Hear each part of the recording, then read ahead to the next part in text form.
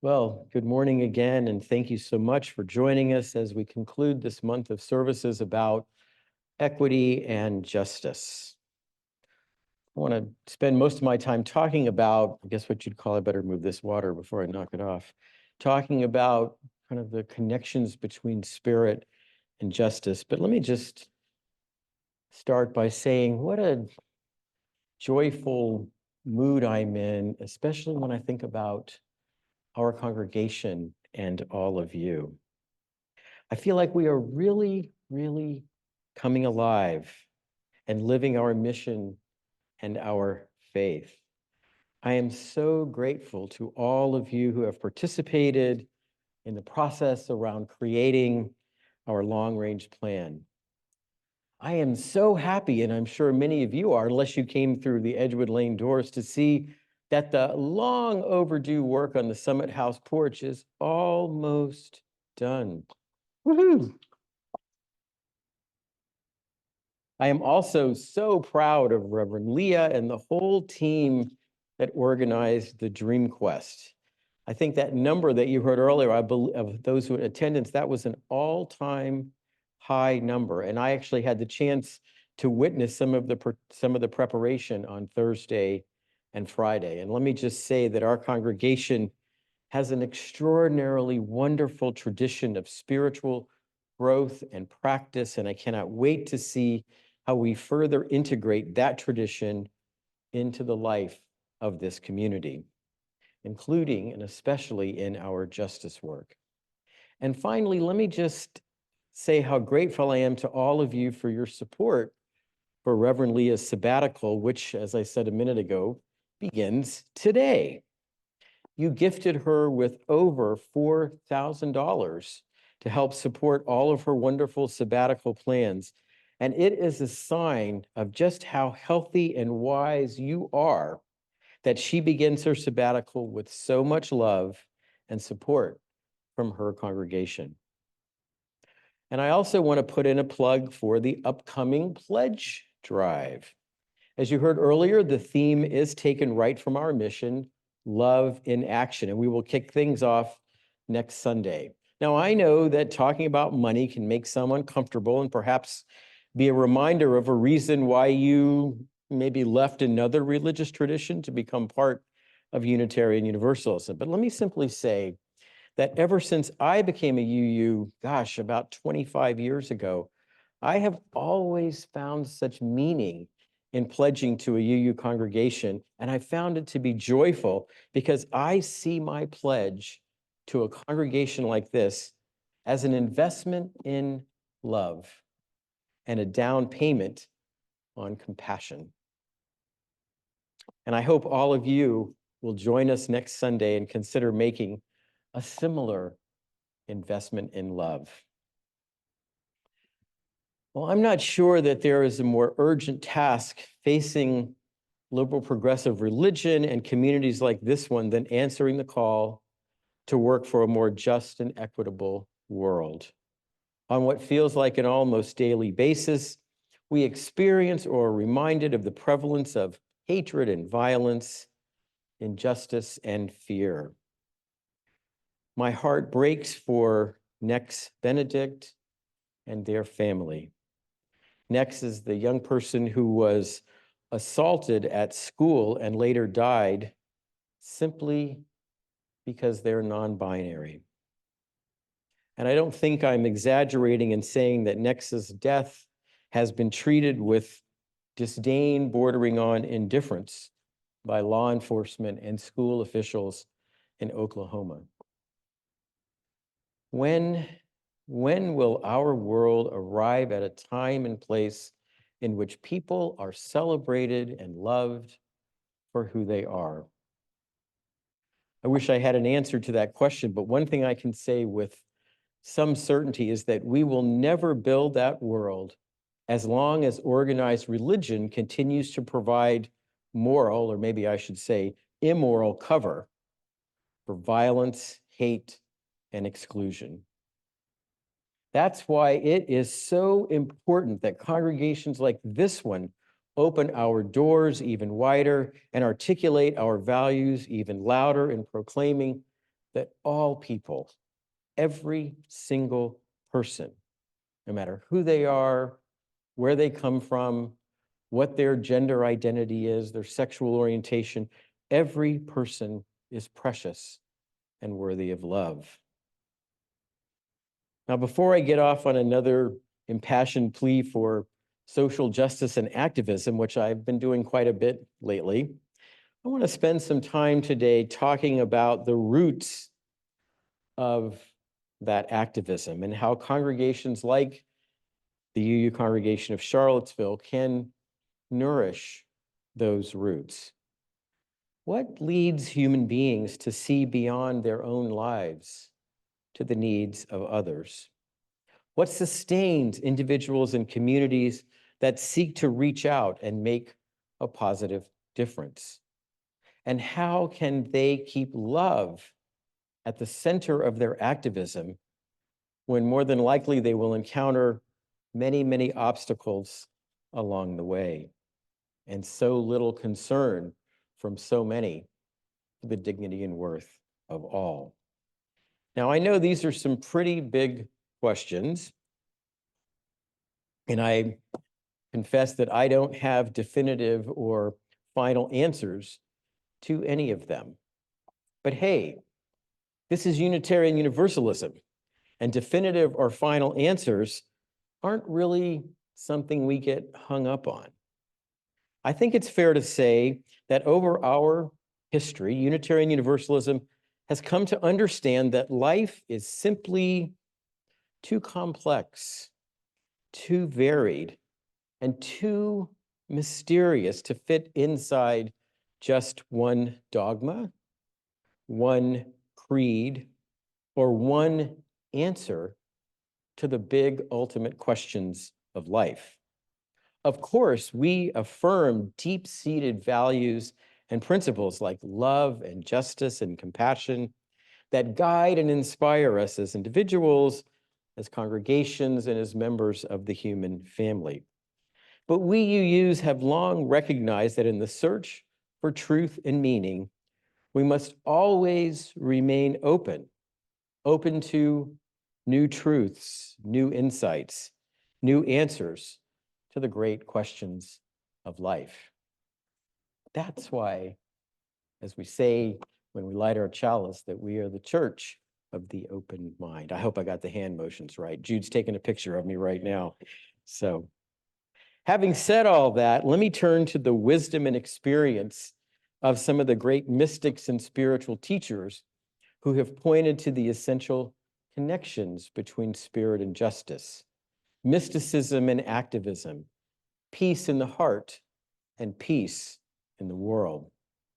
One of those teachers, as you heard earlier, was the great Trappist monk and spiritual writer, Thomas Merton.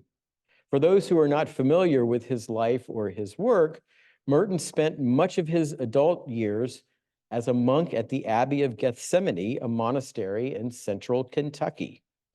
When I went on a ministerial sabbatical about 8 years ago, I actually spent 5 days on retreat at Gethsemani. The monks there, and of course Merton passed away years ago, the monks there follow a pretty austere way of life.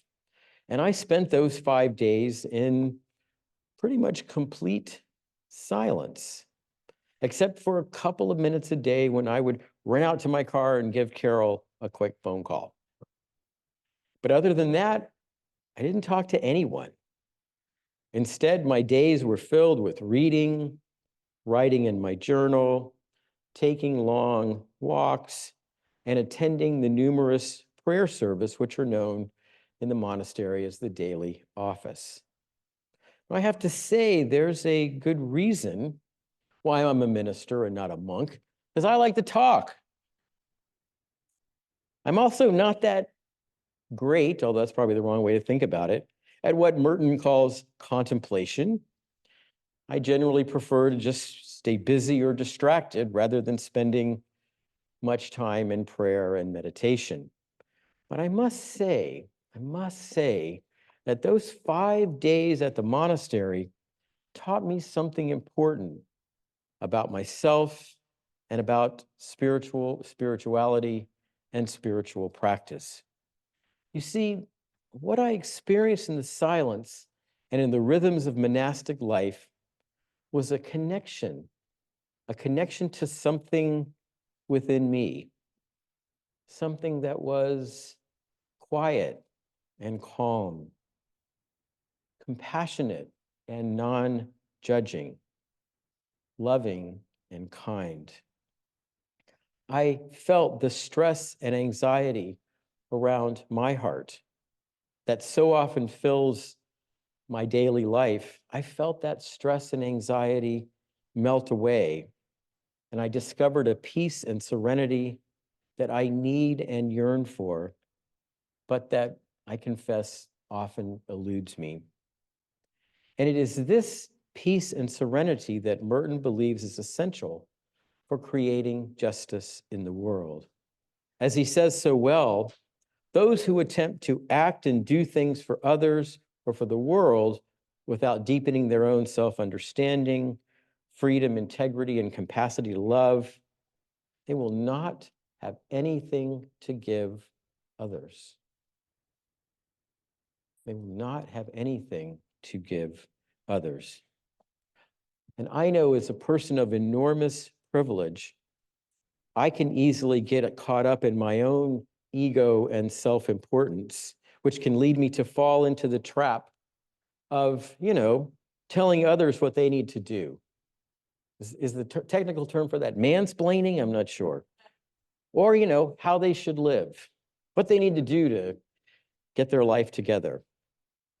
But in those moments when I manage to connect with that inward center, I find that I'm able to listen rather than always talking. I'm able to follow more than I lead. And I'm able to offer an understanding and compassionate presence rather than succumbing to the judgment and arrogance that is so often part and parcel of my white male privilege. And it is this essential role played by our inward center that has led so many social justice movements to put spirit and spiritual practice at their center. In his famous letter from Birmingham jail, Dr. King talked about the essential role played by what he called self-purification for sustaining the civil rights movement. Nonviolent resistance required courage, humility, patience, and resilience, qualities which could only be cultivated by connecting spirit with justice. It was for that reason that before any major action or campaign, participants would attend workshops on nonviolence and then be asked to sign a pledge in which they would promise to engage in practices of silence, meditation, and prayer.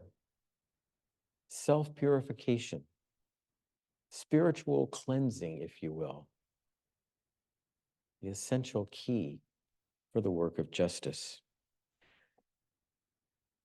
And one of the most powerful examples of the importance of spirit and self-purification to create justice, I want to share a quick story with you.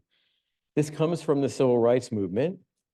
This was during the early years of the movement, during the effort, which was led by and undertaken by students in Nashville, Tennessee, to desegregate lunch counters there. Prior to launching their nonviolent campaign, the students were trained in nonviolence by a wonderful minister named James Lawson. Lawson had studied with Gandhi in India, or studied Gandhi's methods in India, and he was one of the first people to introduce nonviolence to Dr. King. Here's an image of a youthful James Lawson leading one of those workshops in Nashville. During the training sessions, Lawson and the students prayed, meditated, and sang together, cultivating peace and compassion in their hearts. And they also role-played, interacting with their adversaries. Lawson taught the students to never lose sight of the humanity of their oppressor, even in the midst of the most violent behavior. He also taught them to try and make eye contact so that each individual could see into the heart of another. As Lawson famously taught them, if they followed the path of an eye to an eye, rather than an eye for an eye, the students could use the peace in their hearts to transform hatred and violence into freedom and justice. It wasn't an easy campaign. It went on for 2 months of courageous sit-ins that were almost invariably interrupted by angry mobs that were egged on by local police. Invariably, the students would get arrested for sitting on a stool, not those who were pelting them with eggs or fists. Tensions eventually reached a boiling point after the house of a prominent Black attorney was bombed. The students marched on City Hall to confront Nashville's mayor, Ben West.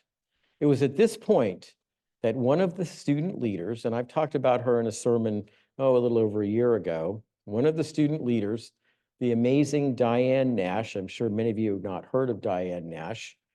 At this point, Diane Nash stepped forward. Nash looked Mayor West in the eye, asking him in a voice that was calm and resolute if he felt it was right to discriminate against human beings on the basis of race or skin color. There's a picture. That's Diane Nash. They're sort of on the center, but on the right, next to C.T. Vivian, another great leader of the civil rights movement, and that's Mayor West there on the left. Now, the mayor, who was expecting a flurry of anger and insults, was caught off guard by this reasoned appeal to his humanity. He hesitated and responded that, well, in theory, he didn't support discrimination. But Diane Nash wouldn't settle for platitudes and empty words. She persisted and pressed the mayor to follow the logic of his statement. Then, Mr. Mayor, these are her words, are you recommending that the lunch counters be desegregated? Confronted again by this determined appeal to fairness and human dignity, Mayor West paused, thought for a moment, and then simply answered, well, yes, I do. The students erupted in applause, and in a relatively short time, Nashville's lunch counters were desegregated. When he was interviewed sometime after his encounter with Diane Nash, Mayor West tried to explain his change of heart. He said, I found that I had to answer her question frankly and honestly, that I didn't agree that it was morally right to refuse them service. I received considerable criticism, but if I had to answer that question again, I would answer it in the same way because it was a moral question, and it was one I had to answer as a man and not as a politician. Now, I can't tell you for sure what enabled Diane Nash and her fellow students to sustain their nonviolent campaign for 2 months and to change the heart of a segregationist mayor. But I don't think there's much doubt that the time they spent engaging in spiritual practice and spiritual deepening, engaging in meditation, prayer, and reflection played an important role. Connecting with her heart and her spirit enabled Diane Nash to look Mayor West in the eye, to persist when he tried to blow her off, maybe you would even call it gaslighting, and then to create and hold a space in which he would listen and could then be transformed. And it is the power of the Spirit, however you may understand spirit. It is the power of the Spirit that makes justice work possible and transformational. Practices like meditation, journaling, spending time in nature, prayer, and so many others. Those practices slow us down and create a space in which we can connect with that deep place of love and compassion that lives in each of us. Thomas Merton called it our inward center. And if we work for justice from that deep place within, we can find, as the students in Nashville and many other civil rights activists did, that we can journey with courage and resilience, peace and humility as we join with others to help heal a broken world. And let me say a final word about the role of UUCville in cultivating spirit. I spend a lot of time preaching about the need for us to work for justice, but I want to make it clear that it is equally, if not more important, that we nurture our spirits. If we are to live our new mission of building a world of equity, justice, and peace for all people and for the planet, we must also, as our mission requires, nourish mind, heart, body, and spirit. We cannot be a force for justice if we are spiritually empty and exhausted. So as we look to a future that is both uncertain, but also so filled with hope and possibility, let us commit ourselves to being a home for the Spirit. Let this be a place where all of you, the entire community of Charlottesville and beyond, can deepen their spirit and connect with their inward center. I hope our long-range plan helps us deepen our faith development ministry and inspires us to create more space for spiritual practice and centering. More than anything else, I hope the UU congregation of Charlottesville will always be a community of rest and respite, peace and serenity, joy and wholeness.